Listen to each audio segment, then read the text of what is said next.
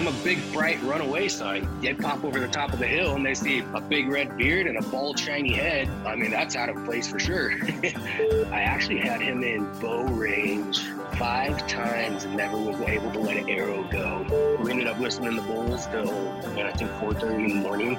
I got about 5 minutes into my hike and there was bulls screaming everywhere. I look back at that and I tell my kids, I tell my grandkids, and I'm like, yeah, I went to Idaho and I hunted elk and I saw wolves and I saw moose. You know, I got charged by a cow moose at 20 yards. So from every crappy situation, something good can come from it.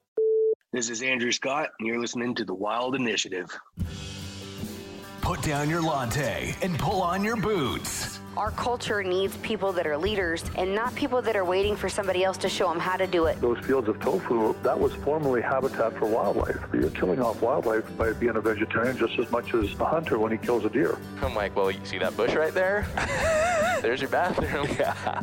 My dad wears a Levi jacket. He sits in front of a sagebrush, and he tells me the best camo is hold still. Not to Donnie Vincent this, but be relentless in everything you do. Don't crap out, go back to the truck with excuses or whatever. Okay, assume I get a deer. How do I cut it up to fit into a Honda Civic? Just get outside and go, because once you do, it's all gravy from there. Hey, this is Zach Griffith. This is Hannah Barron. This is Jason Phelps of Phelps Game Calls. Hey guys, this is Cody Rich from the Rich Outdoors Podcast. What's up guys, this is Chad Mendez. You're listening to The Wild Initiative. Hey y'all, welcome to another episode of The Wild Initiative.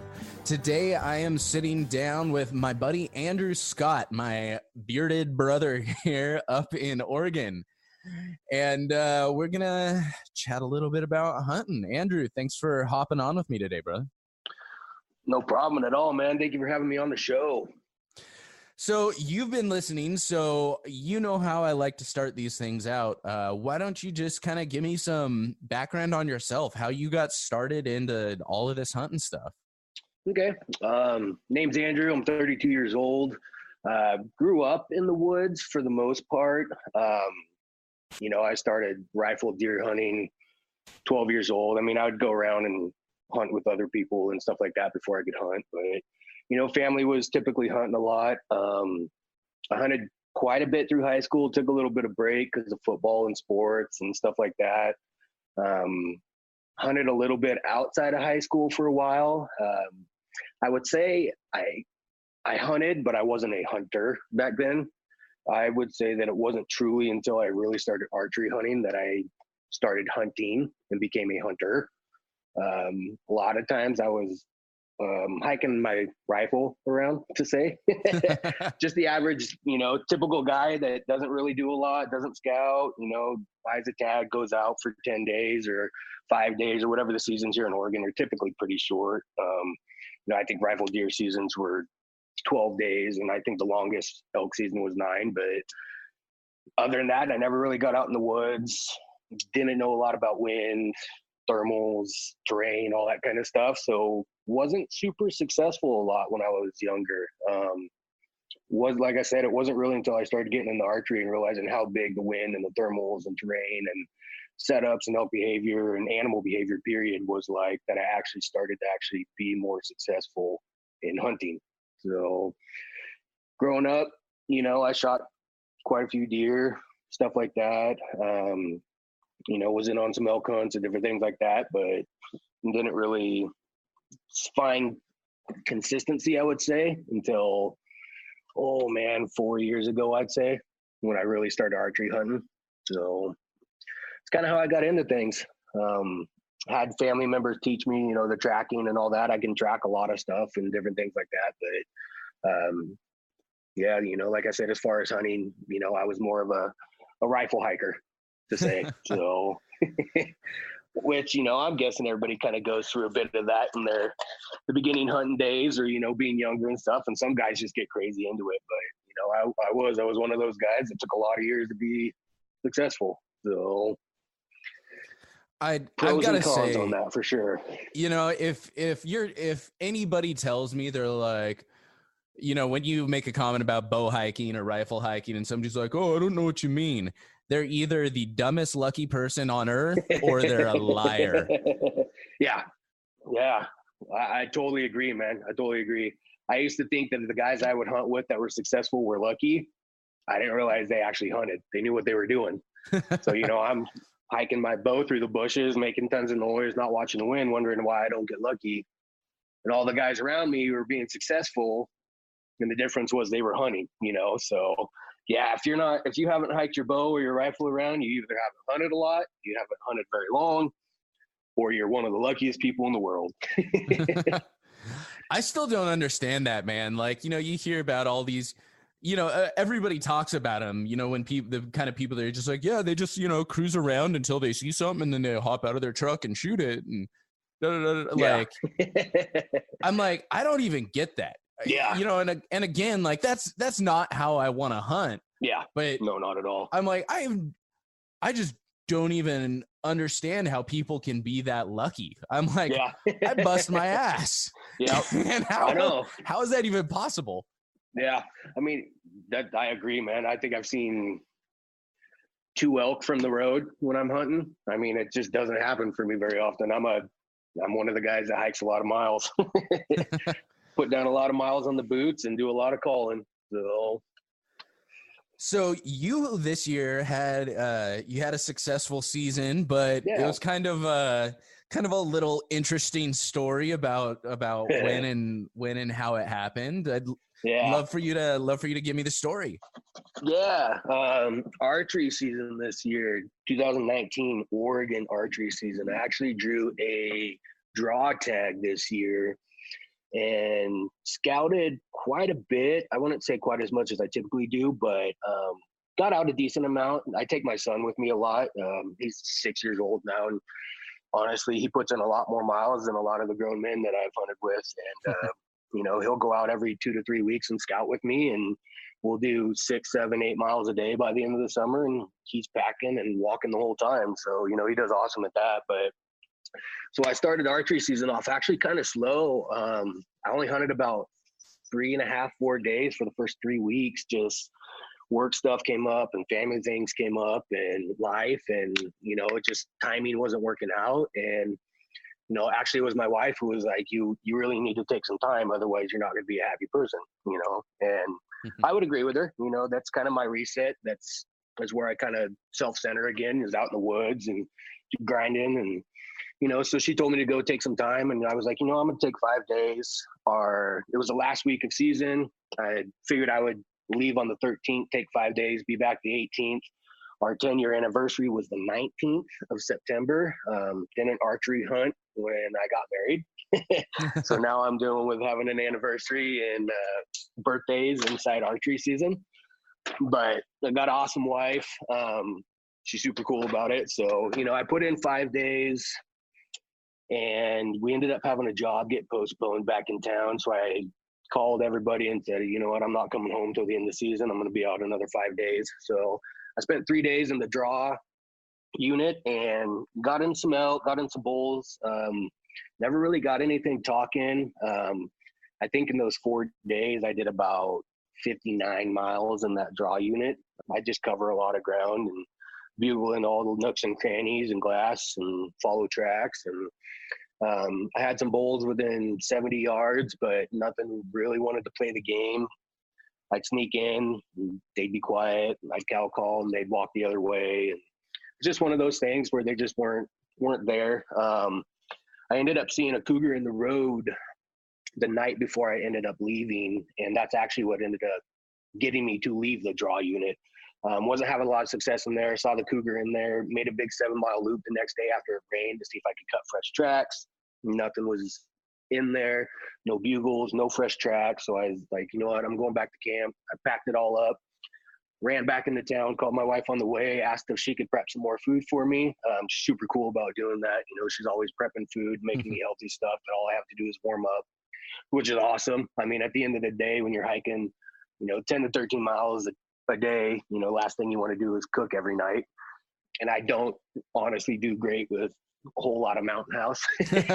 I'm one of those guys where I turn into a balloon if I eat a lot of mountain house, and I have a hard time walking and closing my hands, and just doesn't do great with my body. So all that jetted back into town. Up, man. Oh man. Yeah, it's brutal. I can do a couple of them throughout season, but other than that, I just can't do it multiple days in a row. So, after 3-4 days in that draw unit, I jetted back home. I got some more food. I got another pair of boots, and I actually went back to an over-the-counter unit that I typically hunt. And I spent a couple days in there. I had bulls going instantly right off the bat on my first hunt out in the morning. Part of it, I think I know the area a little bit better. I'm more confident with where they all came. Had bulls going. Other hunters were in there, and I typically all shut up and let them call for me. Elk ended up boogieing down towards private, and typically I don't hunt that close to private, but this is just one of those spots where there's always a herd of elk in there. Typically there's 1 or 2 bulls working that area. There's always some cows in there. I've gotten into them in years past. I've never shot one in there, which is kind of funny, but I've always gotten into them in there. So that was the 17th. The 18th came, and it was a bugle fest from first light. I got about 5 minutes into my hike, and there was bulls screaming everywhere. I think I had 4 bulls going nuts. I had a 5-point across the drainage I had eyes on. I caught him. I called him into the bottom of the drainage. I knew it was a slim chance that he was going to drop into the bottom and come up my side. Typically elk won't come up the hill towards you. Kind of glad anyways. The thermal was probably going down into the bottom of that drainage. So he hit the bottom and actually walked the bottom out, and I let him go because I would have pressured in. I'm pretty aggressive, especially in the over-the-counter units. I would much rather push, and blow the elk out for the most part, or screw up an encounter than not be aggressive enough. I see that a lot in that unit. Guys get a bull to bugle or any elk to talk, and they sit in that spot, and they're hoping to call them in 1,000 yards. So typically you're looking for a 1 in a million elk to do that, in my opinion, especially, with that many people in a unit and getting pressured. So I let him go. I actually went after a herd bull, and he went quiet and actually crossed out of there, and I couldn't end up finding him. Ended up cutting back up this drainage, got that 5-point to chuckle again, and I actually had him in bow range 5 times and never was able to let an arrow go. He would just stop in the wrong spot. It was a little bit harder area too, because it was a little bit more open pondos, and I actually like a touch thicker. I don't really like where you can see 100 yards. Typically I really like to hunt the stuff that's 30 to 40 yard line of sight. Mm-hmm. Had him in bow range a bunch of times. I mean, I dogged him for 4 hours. I ended up doing 4.5 miles, just bugging the heck out of this bull, getting him to call, playing the game, using the terrain to have him come in, and he would stop, one step shy of my shooting lane. Or one time he was raking, and I crawled in the 40 yards, and I stood up to shoot, and I felt the wind on the back of my head. And he lifted his head, ran about 80 yards, and started chuckling again. I mean, he was obviously rutting pretty hard. Didn't go too far. I ended up running him by a camp, and they bugled at him, scared him. They were upwind from him, so he caught their wind and saw him. They ran across the road, but he was still talking, so I went after him and crossed the road on him and couldn't get him to talk again. So I sat down on a stump and I ate some food and made some caffeine, and I'm 40 yards off the road in a reprod patch. You just can't see me. So I'm sitting there honestly having a pity party and pouting on the stump. And it's funny. I have a video of it, and then I made a video right after that. I'm like, man, I'm sitting here pouting, feeling sorry for myself. And I hear just a really low, ew. And so I chuckle back, I put an arrow in, take 2 steps to my left, and that 5 points, 25 yards, looking at me with just the right side of his head and his antlers sticking out from behind the tree. And I was like, he just turned and walked through the reprod. I just couldn't see him anymore. I was like, you got to be kidding me. I was, at that point, it's almost comical, because I'm like, now he's starting to get to me. Now I'm going to get him. So I figured, he's wanting to come back down into a certain area. So I was like, you know what, I'm going to cross into an area that I hunt. I get into a lot of elk in this one little basin in there. You got to hunt it right. If you don't hunt it right, you're blowing everything out, because it's a super consistent wind. It's harder to get in from the right way, like 3.5 miles to get in there. But you can come in off the top, but by the time you hit the bottom, everything knows you're there. So I went into that area, and this is actually the day before I killed my bull. I went into this area that I know, and I got a bull to crack off, and we went back and forth 3 or 4 times, and I'm cutting distance and pushing in on him. And then he went quiet, and I'm like, man, he must have cows, you know, a little timid. I was like, I'm just going to keep pushing on him and see if he'll come to play. Well, all of a sudden, I hear a branch break, and I see his antlers coming up over the hill. I didn't realize he had gone quiet because he was coming in. So I'm yard selling everything, tossing bows, tossing packs, getting my, you know, my release hooked onto my loop. And he's standing at 30 yards looking at me broadside. And I'm just pinned, haven't drawn, nothing. He puts, and this is part of the reason that I paint my face up so much. People give me a hard time about it, you know, and they have some funny names for the bulls I kill and stuff like that. Yeah, man. You know, I really didn't want to bring up your racist tendencies here on a live podcast, but you know, this is 2020 now, bro. That's not cool. Oh yeah. I know. And people always give me a hard time, you know, Sasquatch and this, that, and the other. And they call it a certain power bull, certain color power bull. Keep it PC. But, you know, and that's part of the reason I paint my face, because that bull came in, looked directly at me 10, 15 seconds, and then didn't see what he wanted to see, put his head down and started walking. When he started walking, I drew, and I had to lean through branches. And when I drew, he spooked a little bit. And he ended up being quartered away pretty hard. I held for 40 and shot. And as soon as that arrow left, I realized it was off the mark. And I actually hit that bull in the top of his hunch. And you get that instant pit in your stomach. You know, I when I shot, I knew I either just hit him in the top or I missed him high. And I actually ended up hitting him, which I was really bummed about. I tracked him out for a little ways. He only bled twice in 2 spots, not much, you know. And a lot of people won't say these kind of things, but I'm an open book that everybody screws up. Everybody has bad shots. You know, that's just the way the cookie crumbles when you're bow hunting. I mean, honestly, it happens in rifle hunting too. Just bow hunting's a little less forgiving, you know. So I'm not afraid to say, you know, yeah, it's happened, and it's happened more than one time where I've had you know, not necessarily where I've shot things and lost them, but where, you know, something has happened and I'd hit a branch, or, you know, one time I shot an elk and they turned towards me and I hit their brisket perfectly broadside, leveled my bumble, pulled the trigger. And as soon as I pulled the trigger on my release, that elk took a step towards me and opened up its front leg, and I hit right in the brisket. Things happen, you know, I mean, that's just how it goes. I found my arrow on that bull. Looks like it went in part way, came back out. The one nice thing I really did like is I actually got him the bugle again after he got shot. I did about 5 miles gridding in there that day. Never was able to find him. So, you know, I was pretty bummed. I think that's probably the hardest part about hunting solo is staying up when stuff like that happens. I don't hunt with a lot of people to say. I typically run solo a lot. There's 3 or 4 guys that I, you know, spend some time with in the woods, but a lot of, you know, the last 4 elk I've killed have been solo. Just kind of fun to me, you know, just that one-on-one, you know, it kind of reminds me of a jiu-jitsu, boxing, MMA kind of thing. You know, it's just that one-on-one. It's you and your opponent. There's nobody else to screw it up. It's all on you. If you screw it up, that's your jam.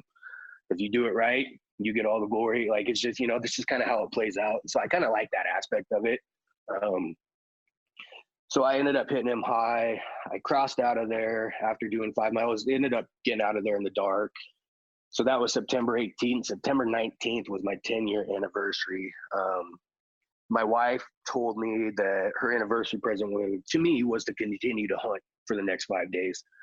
You know, I'd been grinding pretty hard at that point. I think I was averaging about 11.8 miles a day. So that was 6 or 7 days straight.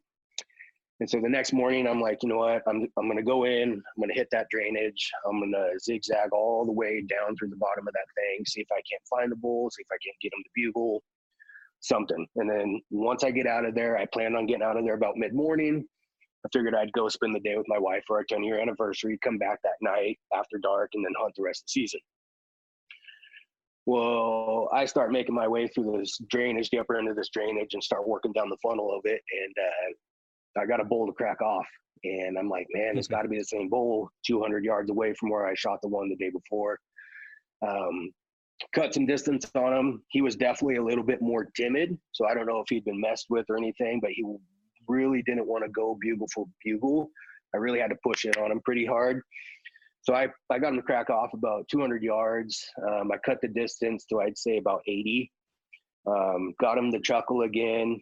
I broke some branches. I'm super loud when I'm hunting and calling. A lot of people think you got to be quiet when you're bow hunting. To me, it's the opposite, dude. I'm super loud when I'm walking. I'm breaking branches. I'm kicking logs. I'm throwing rocks. Like, I just try to mimic an elk. So I do that to this elk, and I look downhill, and I got a patch of reap rod. I look across from me, and it's all deadfall. And this is one thing that I'm finally starting to learn is the setups. And I sit there, and I'm like, man, this elk's never going to come into here. I was like, it's just too thick. There's not an easy way for him to get in with having an advantage against me. So I cut another, I'd say 35 yards, and I get to an area that's more open, and I chuckle, and he chuckles back, and then I can hear a branch break. So from the day before where that bull went quiet, I waited a little bit longer on this one. So I did learn a little bit of patience from the day before. So that whole bull the day before actually helped me get this bull on my anniversary. So I ended up calling him in. I ranged its 3 lanes. I thought he would come through. He came through one of the lanes, I thought, at 32 yards. He was smart. When he was coming through the trees, he was pretty slow going. He was definitely looking pretty hard for finding an elk or something that was there. Same thing happened. He looked right at me, didn't see what he wanted to, put his head down and started walking. I cow called at 32 yards and shot him, and he went 80 yards and died. Texted my wife and said, happy anniversary, I got you a bull. And then yeah, it's funny, and that's what I told her, and she was super stoked and happy, and the kids were ecstatic. You know, I was keeping them updated on the inReach because I don't have a lot of service in there, so they were super happy getting all the text messages as I'm like, hey, I shot one, hey, I got one to bugle, I found the arrow, I found blood. I was like, I can see him laying there. So they were just, she said they were just hooked into the phone, just waiting for the next message to come through. So I always thought that was kind of fun. But yeah, I ended up shooting him. He ended up being he's a big 5-point frame, not ginormous. I'd say the bull the year before was taller, a little bit thinner, but this bull, in 2 years, this bull would have been an absolute stud. Mm-hmm. So he was, I mean, he's a 5x5 frame. He actually splits on the end, so he has about 6 inches of 6 points, and then he's got about 1.5 inches long devil tine off his G1 on his left side. Really long G1, G2s. He's got his typical Oregon thirds that were about 8 inches. They always are small around here. But he was 48 inches wide. He was a really wide bull. And that's the first thing I noticed when he came through the trees that day. So, yeah, I ended up working him up. I love the process of breaking him down. A lot of people say that's when the work begins. To me, I feel like you're lucky if you get to do that a couple times a year, at least once or twice. So you might as well enjoy the process. So I carry a phone charger and stuff like that in my bag. So I put on music and I start working. I really enjoy breaking them down like that. A little bit hard in some steep areas when you're running solo by yourself and you're dealing with a 600-pound animal. But typically I just, I gutless it. I take one side completely off and take all the meat. I rib roll them, all that, and pull the heart out, pull the tenderloins, and then I flip them and do the other side the same way, fronts, backs, rib rolls, back straps, necks, everything. And, I messaged some family members and stuff, told them I got one down. A couple of them said they'd come help me. They came up that night. It ended up taking me 4.5 hours to break them down. So by that point, it was about 8 o'clock at night, 7:45, somewhere right in there. And I figured, you know what? I mentally, I kill myself a lot of times, physically and mentally. I just continue to push my body. I don't know why. The year before that, I did the same thing, and I ended up packing out a bull through the night and ended up being up for like 24 hours and getting them back to camp. Ton of fun. I'd have done it again in a heartbeat. But so this bull, I ended up leapfrog meat, and I got him to a spot about 400 yards. Majority of them I got to a spot about 400 yards below a road, and figured the next morning we'd come in and get him. So, I ended up packing out the antlers that night. My cousin was supposed to come up, and I thought he was coming up in where I was. He ended up hunting a different area. But my dad saw his rigged down my truck, and he told me he wasn't there. So I was actually going to stay in there because I didn't want to bail on him if he was coming up in there to try to help me out that night. And I was ill prepared. I didn't have a sleeping bag. I didn't have a tent. I didn't have anything. I was planning on a day hunt. So I put all my puffies, everything I had on, crawled up under a tree, laid there for like 45 minutes, and it was extremely cold. Like, well, you know what? If he gets to this point, he can walk back out. So I ended up grabbing a note or a piece of paper and a pencil out of my first aid kit. And I just wrote, if you get up in here, take the ridge top out. It's a lot easier. The bottom is horrible. And I stuck it on a stick on the meat, and I grabbed the antlers, and I took off down the top of the ridge. Ended up getting out about 2 a.m, and my cousin ended up being down in my truck. He was camping down there, and we talked about the hunt and what went wrong and what went right, and just went over everything. And we ended up listening to bulls till, I think 4:30 in the morning. They were just screaming down there. So we were pinpointing them, waiting for them the next day. And he asked me, what the plan was the next morning. And I said, I'm packing meat. I said, if there's elk talking, I said, you're going after them. I said, don't come help me. So he ended up going after elk the next morning, and me and my dad packed meat, and then he ended up coming up and helping us pack out a load as well. So did that, got the meat all taken care of. So, I wanted, I got the antlers and the ivories and all that. I'd like to do a big shadow box with the 10th year anniversary bull and stuff like that. Just something fun to do, on that day. Super cool experience being the 10th anniversary, getting a bull, having a cool wife that lets you continue to hunt all the time, doesn't ever hold you back, doesn't say, no, you can't go. She's actually extremely supportive in that. I got really lucky when it came to that. I know not all wives are like that. And, I did. I got lucky on that one. So she definitely supports my, I'd say a hobby, but it's more of an obsession, more than likely. So, but yeah, we ended up packing that bull out. We took care of him. And then that night, I think we called in 6 or 7 bulls and just never were able to get a shot on them. Ended up getting into a lot of elk over those next 3 days. I ended up turning into a caller, and I actually ended up running back into town one night about 10:30 at night, and ended up picking my son up the next morning about 4 a.m. Brought him back out for the last 2 2.5 days of season, and he stayed back with me, and we were caller for the other guys hunting, and ended up enjoying it, and he had a ton of fun being out there. So that was my 2019 Oregon archery season, and kind of a cool experience and a cool story to be able to shoot a bull on your 10th year anniversary and not have anybody be upset at you about it. Hell yeah, man. It's like, not only was it the anniversary, it's like the 10th anniversary too, Yeah, I know. Yeah. I will say I did feel bad. I felt bad for missing our anniversary. I always, if I'm gone on that, I always feel bad, Mm-hmm. It is another day. We've been married 10 years, been together for like 12 years. I do make it up, the hardest part was, I think 12 days later, I turned around and took off to Idaho for 2 weeks. So I know that she was, she was by herself for quite some time during the fall of this year. So I have to make it up to her. We're going to end up going to Hawaii in a few weeks and just take a trip with the two of us and spend a week up there and get some time in, relax and stuff like that, so definitely got to make it up and make sure everybody's taken care of, they all take care of me and let me do my thing. So return that favor, and everybody stays simpatico that way. As long as it doesn't turn into happy Hawaiian vacation, honey, I'm off to hunt axis deer and hog. That's funny. I actually looked it up. I looked it up and I told her, I said, there's actually some pretty good hunting on Hawaii. And she's kind of looked at me funny, and I was like, I probably won't go down that road this time. Let's not go down there. Yeah.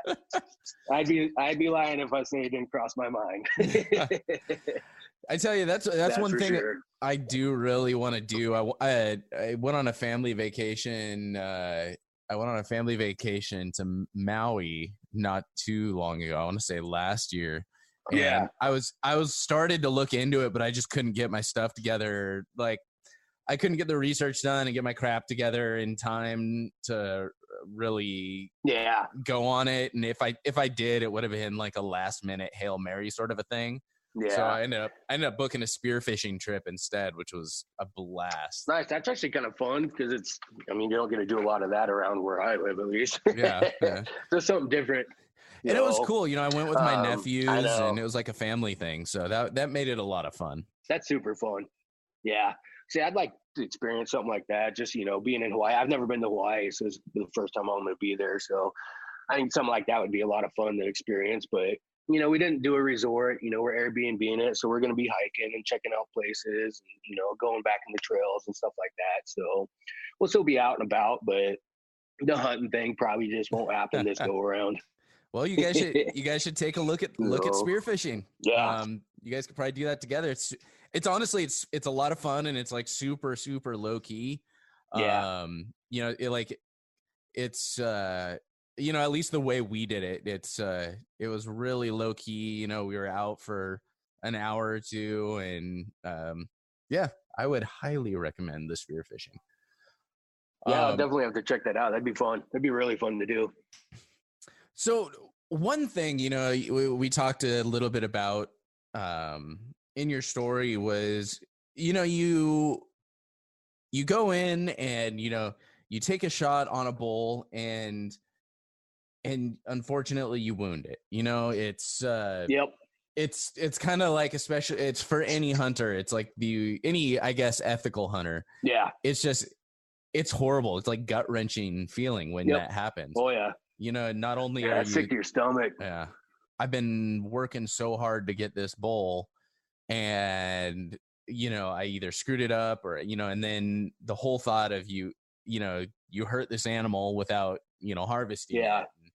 How do you recover from something like that? Because I know I've been in there and it's tough, man. Like wounding any animal just makes you feel sick. But then you have to, I don't want to say put it behind you, but you have to take that, and you can't let it affect the rest of your hunt in the way that So how do you go about recovering from that, really? Like, what's your mindset in that situation? It's definitely a mental game, man. You definitely got to be mentally able to overcome that. I think that's probably what gets a lot of people after they wound something, because then it turns into the whole, the next shot, they're thinking about the bad shot they had, on that last elk or that last deer or whatever it is. Or, especially with archery, typically, rifle's not as bad to say. But I do see that a lot where, guys, it starts playing in their head, they start getting down on themselves, and then, they start getting trigger happy and they start punching the trigger and stuff like that. It's kind of a weird thing, but to me, it's like I competed in jiu-jitsu and MMA and stuff like that quite a bit when I was younger. I've always played sports growing up. To me, it's like losing a match. And it's kind of a funky way to explain it, but that's kind of what I can relate it to, I know it wasn't a lethal wound on this elk. He was bugling, running. He had no issue afterwards. I just hit him high, obviously he had an issue. He had a wound on his back. I'm not saying he wasn't hurt or hurting, but, so that's where I think the difference comes, is where like jiu-jitsu is like, you tap out, you're good. Bow hunting is a little different, you're wounding something. And, but to me, it's like taking a loss. You have to be willing to learn from that and accept it and be okay with knowing that at some point during your hunting career, that is going to happen. It's not exciting. I was pretty down, to be honest. And I think that's running solo. I think that's even harder, to have that situation come up and wound an animal and get over it quicker. Part of the reason I was going to take that next day for my anniversary, not to mention I hadn't seen my wife in a while, my 10th year anniversary, but it was going to be a reset for me, take half a day, get out of it, clear the mind, clear everything, get back in there and hunt hard the rest of the time. But just like a loss, so what I was saying is just like a loss, you have to be willing to learn from it. If you can learn from it, it's not the worst thing in the world unless you lose that animal and it's dead. I've seen that happen before, but knowing he wasn't lethally hit, knowing that he didn't die, knowing that he still lived, I was able to learn from that situation and carry it into the next day and shoot. And that's what I mean. That bull that I hit high and I wounded, that next day, I think I would have pushed in a little too hard if what happened the day before didn't happen. So from every crappy situation, something good can come from it. It's not going to be fun when it happens. It's not going to be exciting. Nothing ever is. Losing an animal is not fun. Having a bad shot's not fun. Losing a match isn't fun. But it's going to happen in life, you know. And I don't know if it's from competing and stuff like that, but that's just kind of my mindset towards it. You know, it's something that if you hold on to it, it's going to affect more things in the future. It's not fun. It's never fun, but it's something that mentally you have to be able to set back on and just learn from, in my opinion. Now, if I hit that bull behind his shoulder and I didn't find him that day, the rest of the season would have been spent gridding out that whole entire drainage inch by inch. That was where my big difference was I know I hit him high and he was bugling afterwards. That would have made a big difference for how I handled that situation. But yeah, I mean, it's just the term bow hunting sucks. That's where it comes from, man. Yep. I swear, bow hunting is not fun. It's bow hunting 0% fun, typically from the time you pull that release trigger to the time you find your animal. Unless you see it go down in front of your eyes, that time period sucks. Mm-hmm. It's not fun. So it's, you know, for me, it's a big mental thing. You know, everybody makes mistakes. Everybody's going to screw up. You know, factors come into play, whether it's you, Mother Nature, the elk, whatever.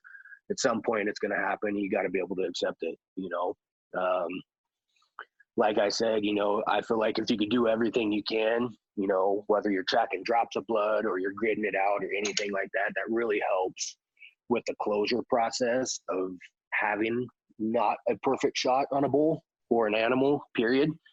You know, and honestly, some people can handle those things better than others, you know, and it's not a toot on my own horn. It's just a kind of mindset that I've come to learn from getting choked out or getting punched in the head a few times, you know. I mean, it's just true, you know. I got tapped out in a tournament last January, and it's the first time I was tapped out in competition. I've had my butt absolutely handed to me in training for a lot of years. I've taken a lot of butt kickings. My daughter wanted to do this tournament. I said, let's do it.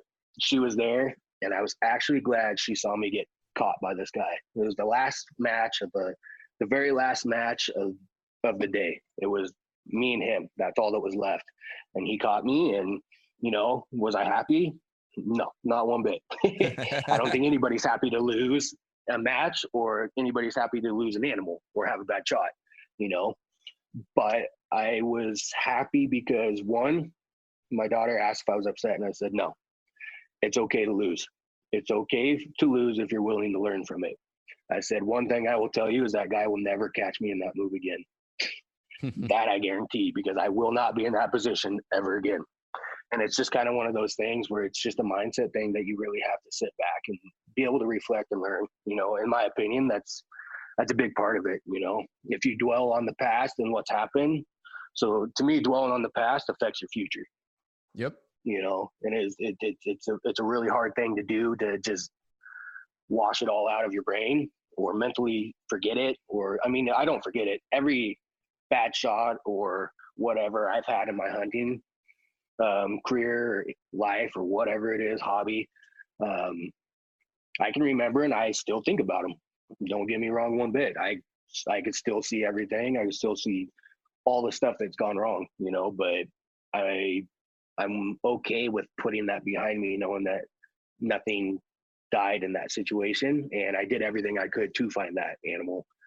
So, and like I said, you know, the next day I took what I learned from that mishap and ended up turning it into a success. So, you know, sometimes that's just how the cards fall, you know. So, well, I think there's a really fine line that you got to walk with something like that, where it's, you know, and I think you described it really well, where you need to analyze it. You can't just try and be like, oh, it happens, and brush it off and move on, because yeah, it's gonna mess with you a little bit. Oh yeah. So you have to sit and analyze it and learn from it and find, and understand what happened and why it happened. Mm-hmm. But then you have to package that up, put it where it needs to live in your brain, and then move on and not dwell on it. It's like, yep. You got this like little window where it's not a negative. Yeah. And if you go outside of it, then you start, then it starts causing you trouble on the rest of your hunt. Yeah. And if you don't feel that remorse or that, you just brush it off and like, whatever, there's more. I feel really bad for those guys, man. I'm not saying that they're not, liking, respecting the animal or anything like that, but I just don't know. It's like sometimes, they might come from a different place and they might have respect, and that just might be how they deal with it. They might have dealt with these things in life and, say they served or different stuff like that, and they might be able to do that, and just be like, yeah, whatever, another one will come. But to me, it's just something different, to me, you still almost have to, part of analyzing that and learning from it, to me, is part of respecting that animal, even if it was a bad shot. I mean, I don't want that to go to waste on him, Mm-hmm. but that's just kind of how I feel about it. I mean, still respecting that animal by trying to learn and trying to better yourself, so the next one doesn't have to deal with that either, and it's just, to me, it's hard to self-reflect. It's hard to look back at bad situations and try to see the positive from them. I feel like it takes a pretty strong person to have to do that. If you've ever had to self-reflect, it freaking sucks most of the time, because Mm-hmm. you're having to admit that you did something wrong and something needs fixed. But if you're willing to do that, if you're willing to do that, I feel like that can put you ahead as a hunter or person, tenfold. So we talked a little bit about, you kind of mentioned some of the things during your story, but what are some of the kind of additional challenges you face when solo hunting versus, say, hunting with a partner? Obviously, packing out meat, breaking down an animal. There's a lot of kind of the mental aspect of, you just don't have someone there to help push you. But maybe what are some of the things you encounter that when solo hunting versus otherwise? I'd definitely say setups have to be different, especially during archery. So I could put a couple analogies to this, but setups definitely in archery have to be different, because you're going to typically be calling that bull straight in. So you're either going to have to use the terrain, how it rolls, or a dip, or a set of trees he's going to come through to break you up, so that he doesn't get that visual from 80 or 100 yards and picks you off. And that's part of the reason, I was saying I like to hunt closer quarter stuff typically. And that's a lot of times because I'm hunting solo. It's really hard to call an elk in when you can see 100 yards in open ponderosas or open junior pinyon, pinyon junipers or whatever. It gets to be a lot harder when you're running solo. So I'd say that's one of the biggest things, is your setups have to be pretty spot on for the most part when you're hunting solo. As far as rifle hunting, I'd say if you're able to glass and see animals from a distance and make a move, that's when having a partner and running solo are different for me. Idaho is a good example. This year I spotted a bull from like 1,200 yards away over this drainage, and he was a pretty nice bull. He was a big 5x6, one of the biggest bulls I saw in that unit. And it was really hard for me because I was by myself that day going after him. And, you're trying to cut distance while trying to stay hidden, but trying to keep eyes on the bull, making sure he hasn't moved, and just having that extra person there as a spotter to be able to communicate or relay to you or wave you off or tell you left, right, or he's looking or anything like that. I feel like that's a big difference when it comes to rifle hunting with somebody and not hunting somebody, mainly for elk. But as far as archery, I definitely think that the setups have to be spot on, or much better and much more thought out when you're by yourself calling them in frontal like that. And again, that's where that face paint comes into play. Obviously I got a big old red beard. I got a big old bright shiny dome because, well, my genetics let me go bald at like 24, 25. Thanks a lot, genetics. And so I'm a big bright runaway sign. In all reality, they pop over the top of the hill and they see a big red beard and a bald shiny head. I mean, that's out of place for sure. So there's always got to be a hat, and there's typically always got to be some sort of paint going on. So, I mean, that's just kind of how I counteract it. I mean, that's just my thinking behind it. Does it help? I don't know. So far, it's not broken, so probably not going to change it a whole lot. But yeah, as far as just, running solo, I'd say that's one of the biggest things. What I'll tell you is just your setups really have to be good.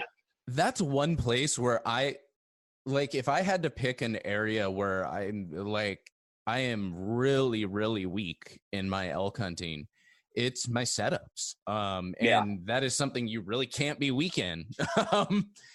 No, that's true. But I feel like, and I think that's part of it is the more you do it and the more at bats you get. I've screwed up a ton of setups. I've botched a lot of call-ins. I should have been here when I should have been there. I was behind a tree when I should have been in front of a tree. I was skylined when I should have dropped down behind the hill. Like, it's all, learning that, like I said, on that bull I killed this year, I hit that one spot and wanted to call him in there. And then I looked around and realized it's super thick, it's waist high blowdown in one section and super thick reap rod on the next section. I'm like, there's just nowhere for him to come through. So it's just being able to recognize those things, and you'll do it, man. I mean, you're putting in the time and you're grinding. I mean, I know Montana was a heck of a grind for you this year, but I'm sure that you learned a lot from that too. And, just the more times you do it, the better and better and more comfortable you're going to get with that and realize where they will and won't come in or how they will and won't come in. Well, I think setups are so you can teach the theory behind setups. Like, that's the one thing you can teach. But teaching setups themselves, it's such a difficult thing because they're so individualized to each situation. What the wind's doing, what the brush is doing, where the elk's coming from, whether he's curious or he's hot, whether you're calling in cows or bulls, whether, I mean, there are so many nuances to a setup. It's insane. Yeah. And you can kind of talk to those things individually to some extent, but it's so hard to just teach that. So it's really just experience based. And I learned tons from Montana this year, because this is the first year I've really gotten in heavily into elk, and I've been able to make those mistakes and see how they react and do all that. And so it was amazing this year. I was floored the whole time. I mean, I was frustrated too. Every time I'd screw something up, I'd get really pissed off and angry, and I'd start pouting a little bit, but I'd still take that and I'd internalize it and learn from it. But it was so that's just what you have to do. I mean, and honestly, like, the season I learned the most was a lot like how your Montana went. I just grinded it. I hunted like 22 days, and I chased one bull around. I called him Harry because he sounded like Bigfoot, so I named him Harry from Harry and the Hendersons. The first time he cracked off, I told my wife, I was like, "This sounds like Bigfoot, man." And that's one of those times where I learned a whole bunch about setups and chasing elk, because he was extremely smart in my setups. I got him the 40 yards one day, but I wasn't set up. He was actually just walking through. But it was one of those things where I chased him for 9 days. Called at him. I would sneak into his herd. I had him, in bow range, I think 8 times. Never had a clear shot. He had a bunch of cows. He was just a really smart bull, and I just didn't have that knowledge of setting up. And especially he had 2 benches he liked to bed on. He lived on. I would chase him from one bench to the other, all back and forth, just all day long. And he was in a great place. He was up on a bench, and it was about 60 yards, not open, but open timber below him, and he could see. And he just paced that bench, tearing trees up left and right, but he would never come off of that bench. And so that's one of those times where it's like, I learned a lot from him, because, a few years later, I would have come in at a different angle. I would have been on the bench with him, coming in from a different side, and got on his elevation. you know? Mm-hmm. And so it's just stuff like that about learning and spending time in there and stuff like that. But, you know, Montana, that'll be a huge learning experience when you get to spend that much time in the field. So I think that, you know, I'd be surprised if next year you really don't get it done because of how much time you've been spending out there and learning and seeing how the animals act and react to things. So, fine, put the pressure on me now, man. You know, pressure's on. Hey, it's not pressure. I know. It's good vibes. Hell yeah. I feel it though too, dude. I mean, every year archery season comes, I'm like, oh, you know, I should have good odds, but there's always that little bit of what if it doesn't happen, you know? Starting to feel a little bit more pressure about it. It's like so such a weird, it's like such a weird anticipatory feeling. Like you're sitting there and you're like excited for it, you're anticipating it, but there's a little bit of like dread and anxiety too, because you know what's coming. Like, oh yeah. You know what you're about to put yourself through for, you know, a 12% chance of a reward. So yeah, your odds aren't real great with what we do. Oh man. That's why I say, like, I'm like, people who do this for fun are kind of crazy. You know, your odds of success are relatively low, but I don't know what it is. It's that pull, that drive, that mental grind, that physical grind that pulls everybody back year after year to continue to do it. So I don't know what it is, but there's something there that's got us all. And honestly, I think we're all nuts for enjoying what we do. I mean, it's, you know, everyone talks about like, you know, how elk hunting, this is the big romantic vision of hunting. You know, you're in the hills and you're trekking through and you're back there for days at a time. And, you know, you're searching for this giant, I mean, I still call them mythical animals. You know, they're something straight out of an anime film. It's like, what if we took a animal the size of a horse, made it look a little bit like a cow, and put 6-foot horns on its head? Yeah. And had it screaming in your face. Yeah. And then it makes a high-pitched scream noise. Yes. This is perfect. It's like straight out of a, you know, Hayao Miyazaki film for all my anime nerds. Yep. Oh man, I need to go watch, if you've ever seen it, Princess Mononoke. Like, I don't care how badass of a dude you are, that is such a cool film. Have you ever watched any of that, dude? I've never seen it. I'll have to look up it. At one point, they ride elk, for one, and at one point, homie like shoots an arrow that rips off some other dude's arm. So I'm just saying, sounds legit. Go watch Princess Mononoke. It's awesome, and it's weird, man. All those movies are so weird. You're watching it, and you're like, "What the hell? Did I take drugs? Like, is this what's actually happening?" That's awesome. No, definitely, I'll have to check that out for sure. Oh man, I will post a link up on the show notes page. There you go. So as we're kind of winding down here, you know how I always like to tie things together is, you know, say you run into someone, say you're talking with someone at work, whatever it happens to be, and they're like, man, you know, I see you doing this hunting stuff. It's awesome. I've always wanted to do it, but I don't have the background. Like, there's so much to learn. I don't know if I have the capability to do this. Yeah. Like, what advice would you give that person to encourage them to get their start? Honestly, just do it, man. If you want to do it, do it. Who cares if you screw it up or you're not successful for it? Nobody is, honestly. I mean, it's pretty uncommon that people are successful for their first couple seasons even. But I don't want to look back and wonder what if I went here, what if I did this, you know? And so that's what I tell people. You know, I got a buddy who never bow hunted before, never really hunted, period. And he'd been looking at bow, and I'd do it, man. I said, you know, what's the worst you're going to do? You get to shoot a bow a lot, you know? I mean, you got to hike in the woods and get some exercise. You might see some animals. You might fill your freezer, man. You know, I mean, I would suggest listening to a lot of podcasts. You know, obviously there's Elk 101, you know, there's the Elk Nut, you know, there's all these podcasts, there's YouTube channels, you know, if you really want to learn, there's the ability to be able to learn. And to be honest, that's how I learned. You know, I'm kind of a self-taught archer.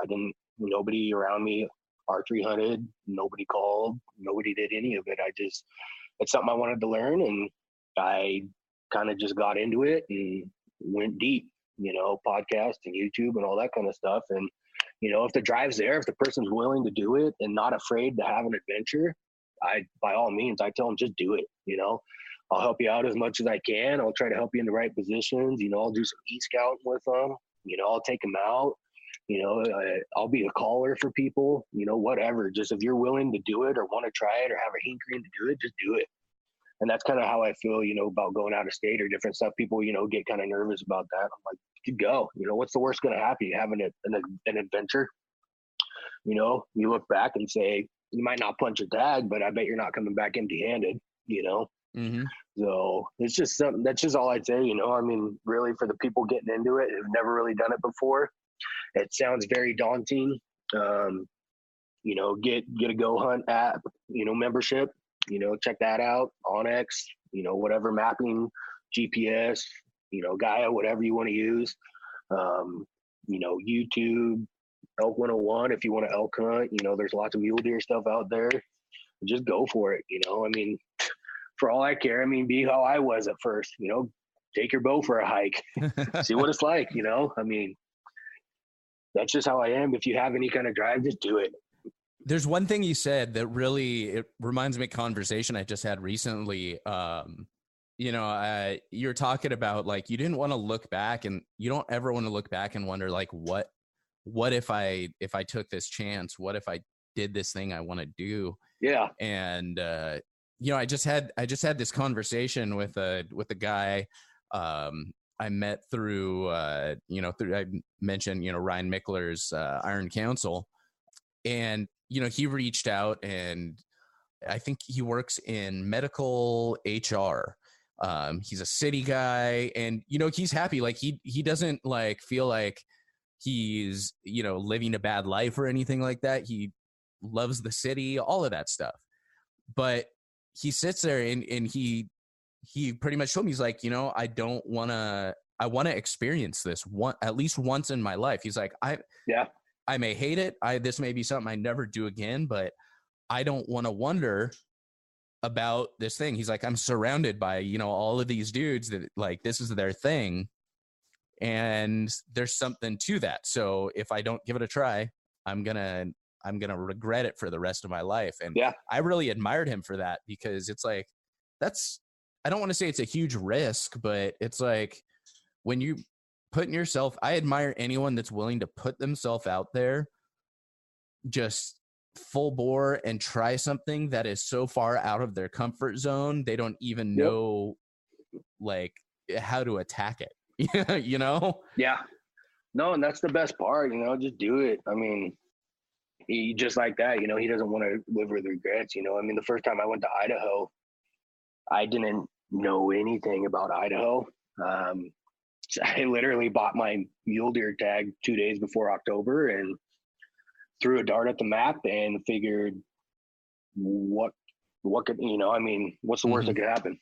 I ended up backpacking in Idaho backcountry and having a heck of an experience hiking, Or you get mauled by a grizzly bear. That's always a chance. Yeah.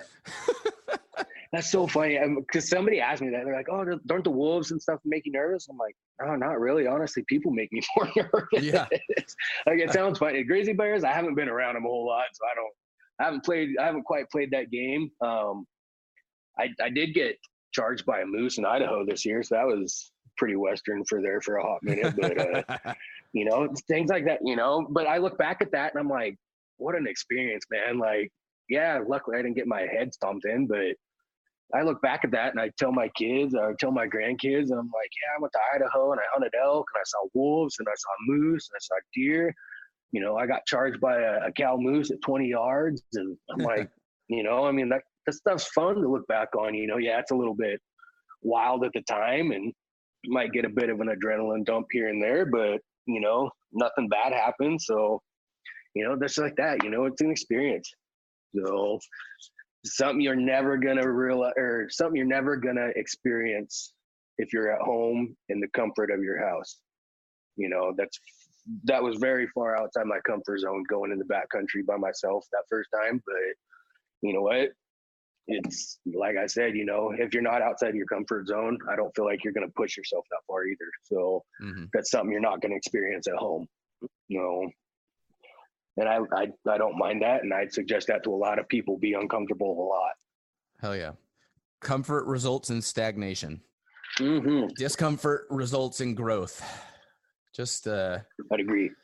Just chase it. But so if folks wanted to follow along with your often culturally insensitive elk hunts and other adventures, where can they do that? I'm on Instagram. It's at @_09.